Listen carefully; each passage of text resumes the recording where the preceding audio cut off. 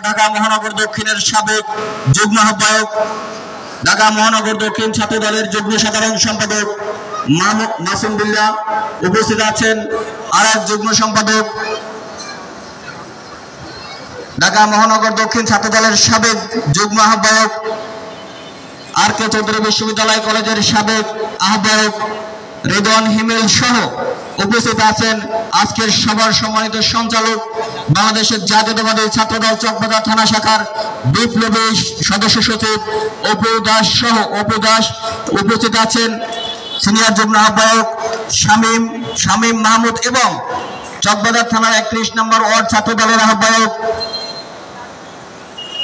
31 নম্বর word ছাত্র দলের বিপ্লবী সভাপতি শান্ত এবং সাধারণ সম্পাদক সহ 31 নম্বর ওয়ার্ড ছাত্র দলের নেতৃবৃন্দ উপস্থিত আছেন। সাবেক নেতৃবৃন্দ সকলকে জানিয়ে আমার ব্যক্তিগত পক্ষ থেকে ঢাকা মহানগর দক্ষিণ ছাত্র দলের নেতৃবৃন্দ যারা রয়েছেন সকলকে আমার ব্যক্তিগত পক্ষ থেকে সংগ্রামী শুভেচ্ছা ও বিপ্লবী অভিনন্দন।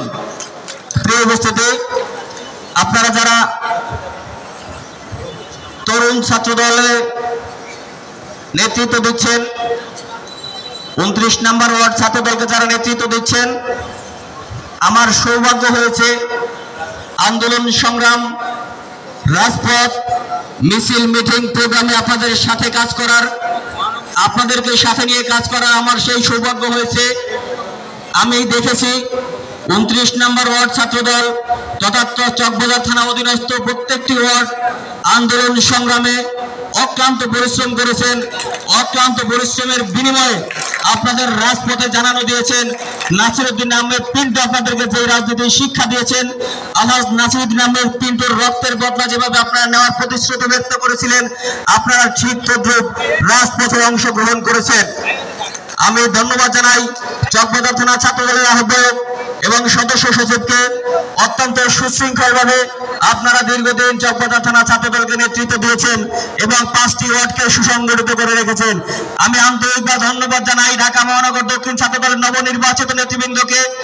আপনারা সেই নেতৃবৃন্দকে যথাযথ মনিটরিং এর মধ্যে দিয়ে আপনারা যোগ্য নেতৃবৃন্দদেরকে মূল্যায়ন করে আপনারা আপনাদের নেতৃত্ব বাছাইয়ের জন্য আবার এক পা এগিয়ে নিয়ে এসেছেন।